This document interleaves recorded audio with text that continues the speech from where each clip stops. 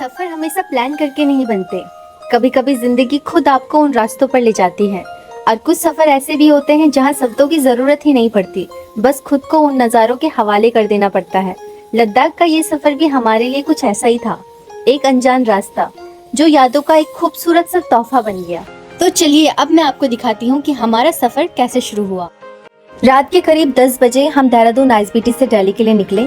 सफ़र बहुत लंबा था, इसलिए रास्ते के लिए चिप्स, कोल्ड ड्रिंक और छोटी छोटी खाने की चीज़ें ले ली थी। फिर उसके बाद हम लोग अपनी सीट पर आराम से बैठ गए। रात के अंधेरे में कुछ ज़्यादा देखने को तो था नहीं, इसलिए हम लोगों ने जो चीज़ें खरीदी उन्हें खाया और फिर सो गए। बीच में बस सिर्फ 5 मिनट के लिए रुकी और एक छोटी सी ब्रेक के बाद वापस से हम लोगों का सफ़र शुरू हुआ। सुबह तक हम लोग दिल्ली पहुँच गए थे। फिर वहाँ से मेरे हस्बैंड ने रैपिडो बुक की और हम सीधे एयरपोर्ट के लिए निकल गए। दिल्ली की ट्रैफिक ने थोड़ा सा लेट कर दिया था, लेकिन खुशी की बात ये थी कि हमारी फ्लाइट सुबह 6 बजे की थी और टाइम पर हम लोग एयरपोर्ट पहुंच चुके थे। एयरपोर्ट के अंदर एक लंबी लाइन के बाद बोर्डिंग पासेस मिले, सिक्योरिटी चेकिंग हुई और फिर हम घूमते फिरते एक जगह पर बैठ गए जहां से बड़े बड़े एरोप्लेन हमें कांच के उस पार साफ दिखाई दे रहे थे। उस टाइम एक अलग ही एक्साइटमेंट थी क्योंकि ये मेरा पहला फ्लाइट एक्सपीरियंस होने वाला था। मैं आज से पहले कभी फ्लाइट में बैठी नहीं थी, तो ये चीज़ ये मोमेंट मेरे लिए बहुत ही स्पेशल था। तो मेरी जो ये फीलिंग्स थी वो बहुत ही अमेजिंग थी और हर किसी की होती है जो पहली बार फ्लाइट में ट्रैवल करने वाला है। एंड फाइनली 1 घंटा वेट करने के बाद बोर्डिंग का टाइम आया। अब यहाँ पर सिक्योरिटी चेकिंग हो रही थी, तो इसके लिए हम भी लाइन पर लग गए। धीरे धीरे सभी पैसेंजर्स एक जगह पर इकट्ठा हुए और थोड़ी देर बाद एक बस आई जो हमें सीधे हमारी फ्लाइट तक लेकर गई। एंड बस से तो बाहर सब कुछ दिखाई दे रहा था, तो बस से बाहर खड़े एरोप्लेन्स देखकर दिल की एक्साइटमेंट और ज़्यादा बढ़ रही थी। दिल में इतनी खुशी थी जो मैं एक्सप्लेन नहीं कर पा रही थी। फाइनली हम अपनी फ्लाइट में चढ़ गए। हर एक पल को कैप्चर करना चाहती थी क्योंकि मेरे लिए ये सब कुछ बिल्कुल नया था। सीट बेल्ट लगाते ही प्लेन ने स्पीड पकड़नी शुरू की और टेक ऑफ का वो मोमेंट, वाओ, पता ही नहीं चला कि कितनी जल्दी हम इतने ऊपर आ गए। टेक ऑफ होते ही दिल्ली का पूरा शहर एक ही नज़र में सामने था। बड़े बड़े फ्लाईओवर्स और बिल्डिंग्स अब छोटी छोटी लाइंस की तरह दिखाई दे रहे थे। प्लेन जैसे ही आसमान के और ऊपर उड़ने लगा, नीचे दिल्ली एक तस्वीर की तरह बन गया। एक ऐसी तस्वीर जिसमें हर चीज़ छोटी सी थी लेकिन एकदम पूरी दिखाई दे रही थी। एयर हॉस्टेस इंस्ट्रक्शन दे रही थी और मैं बस खिड़की से बाहर के नज़ारे कैप्चर कर रही थी। धीरे धीरे पहाड़ दिखने लगे। पहले तो बहुत धुंध थी, इस वजह से पूरा क्लियर नहीं दिख रहा था, लेकिन फिर बर्फ से ढके हुए पहाड़ दिखने लगे, छोटी छोटी लेक्स दिखने लगी। आसमान से देखकर लगा जैसे झील कितनी छोटी होंगी, लेकिन असल में वो कितनी बड़ी होंगी। ग्लेशियर्स, उनसे पिघलती नदियाँ और पहाड़ों के बीच छोटी छोटी झीलें, ये सब देखकर ऐसे लग रहा था जैसे कोई कहानी चल रही हो। दिल्ली से लद्दाख तक के सफ़र में ज़्यादातर पहाड़ी पहाड़ थे और फिर जैसे ही लद्दाख की एंट्री हुई, वहाँ के पहाड़ों के रंग बिल्कुल ही अलग थे, जैसे बस मिट्टी से बने हो, बिना पेड़ पौधों के, एकदम ड्राई और यूनिक। और फिर सामने दिखाई दिया लद्दाख। आसमान से देखकर लगा जैसे पूरा शहर एक छोटी सी दुनिया हो। और धीरे धीरे प्लेन लैंड होने लगा। क्योंकि ये मिलिट्री एयरपोर्ट है, इसलिए कैमरा ऑफ करना पड़ेगा। एंड गाइज, इसी के साथ हमारा पहला लद्दाख लैंडिंग एक्सपीरियंस कंप्लीट हुआ। जैसे ही हम ले पहुंचे, सबसे पहले एहसास था ठंडक का। धूप तेज थी लेकिन हवा इतनी सर्दी वाली थी कि जैकेट पहनने के बाद भी ठंडक सीधे अंदर तक उतर रही थी।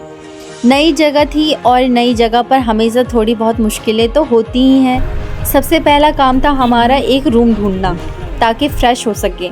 एयरपोर्ट से निकले और फिर हम बस में बैठे। बस ने हमें बस स्टैंड पर ड्रॉप किया।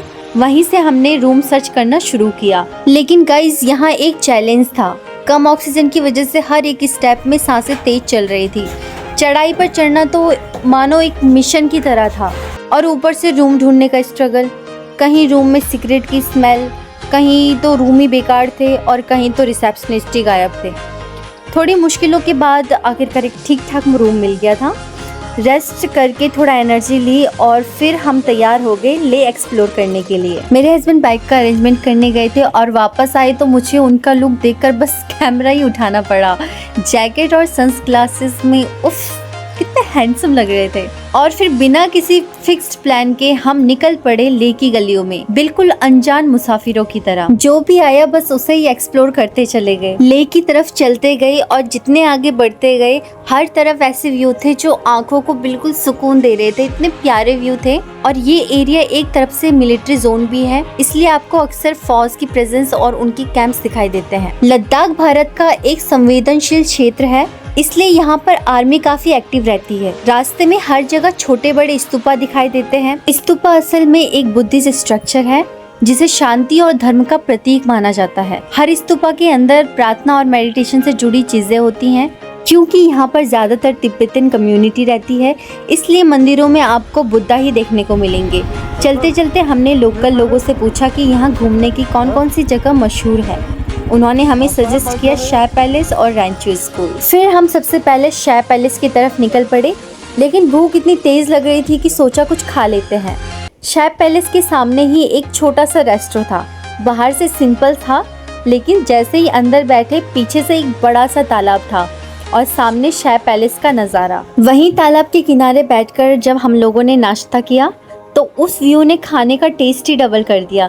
वो कहते हैं ना, tasty food plus beautiful view is equal to एकदम यादगार मोमेंट। ब्रेकफास्ट करने के बाद हम शाह पैलेस के लिए निकले, लेकिन चैलेंज ये था कि पैलेस एक ऊपर चढ़ाई पर बना हुआ है। कम ऑक्सीजन और तेज़ धूप में चलना मुश्किल था। हमने सोचा बाइक से चढ़ जाते हैं ताकि एनर्जी भी बचे रहे, लेकिन अफसोस बाइक भी उस चढ़ाई पर नहीं चढ़ पाई, तो वापस आना पड़ा और अगला डेस्टिनेशन बन गया रैंचो स्कूल। रास्ते का व्यू देखते हुए हम काफ़ी इंजॉय कर रहे थे। पहाड़ बिल्कुल सामने नज़र आ रहे थे। इसी बीच हमारी नज़र पड़ी एक मंदिर में। नाम तो मालूम नहीं था, लेकिन सोचा जब सामने आया तो एक्सप्लोर करने में क्या हर्ज है। मंदिर के पार्किंग एरिया तक पहुंचते ही नीचे का व्यू इतना प्यारा लग रहा था कि क्या बताएं।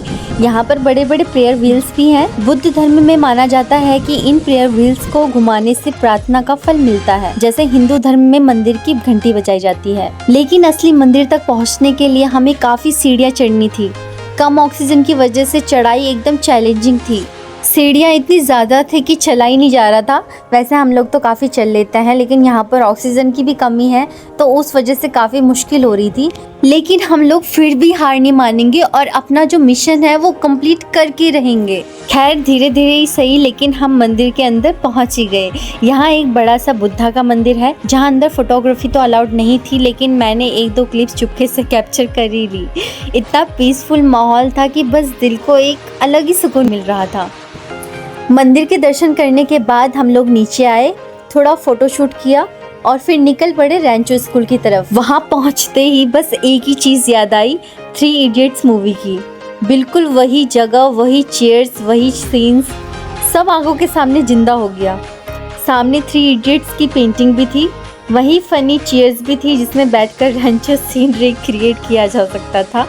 ड्रम भी रखा था जिसमें बैठकर पनिशमेंट वाला सीन भी याद आया मुझे। फिर हमने भी थोड़ा फोटोशूट किया, थोड़ी मस्ती की और ये दिन एकदम यादगार बन गया। 3 इडियट्स वाली आइकॉनिक जगह देखने के बाद हम निकल पड़े लेह की गलियों में। यहाँ की एक खास बात है कि यहाँ मार्केट सुबह 10 बजे से शाम 5 बजे तक ही खुलता है। वजह है यहाँ की ठंड। दिन में जब तक धूप रहती है लोग आराम से बाहर रहते हैं, लेकिन शाम के बाद ठंड इतनी बढ़ जाती है कि सब कुछ बंद हो जाता है। तभी हमें याद आया कि पूरे दिन घूमने के चक्कर में हमने कुछ ठीक से खाया भी नहीं, तो सोचा क्यों ना सीधा डिनर ही कर लिया जाए। फिर उसके बाद हम आए एक प्यारे से रेस्टोरेंट में। वहाँ का सुकून, गरम गरम खाना और स्वाद, सच कहूँ तो पूरे दिन की थकान जैसे मिट ही गई। डिनर के बाद हम लौट गए अपने कमरे में। आगे का वीडियो शूट नहीं कर पाई क्योंकि बैटरी पूरी तरह से लो हो चुकी थी, लेकिन उस पल की शांति और आराम भी किसी शूट से कम नहीं था। अगली सुबह हमारी वापसी का दिन था, लेकिन इस बार हम फ्लाइट से नहीं बल्कि ट्रैवलर्स से निकल पड़े।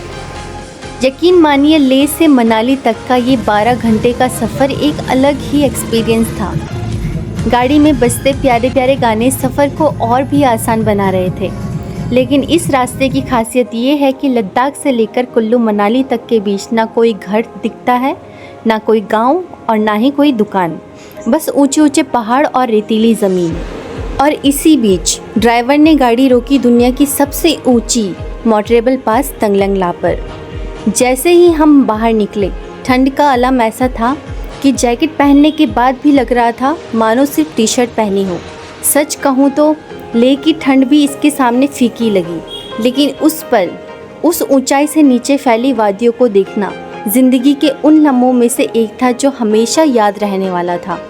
उसके बाद का पूरा सफ़र बस इन्हीं नज़ारों के साथ गुजरा और करीब 12 घंटे के बाद रात के 2 बजे हम मनाली पहुँचे और फिर अगली सुबह। गुड मॉर्निंग गाइस, कल 12 घंटे ट्रैवल करने के बाद फाइनली हम लोग हैं मनाली में। मनाली की ठंडी, सुहानी और बेहद खूबसूरत सुबह ने हमारा स्वागत किया। आई होप आप सभी को मेरा ये व्लॉग पसंद आया होगा, तो जल्दी से वीडियो को लाइक कर दो और अगर मेरे चैनल पर नए हो तो चैनल को सब्सक्राइब भी कर दो। Thanks for watching, bye bye.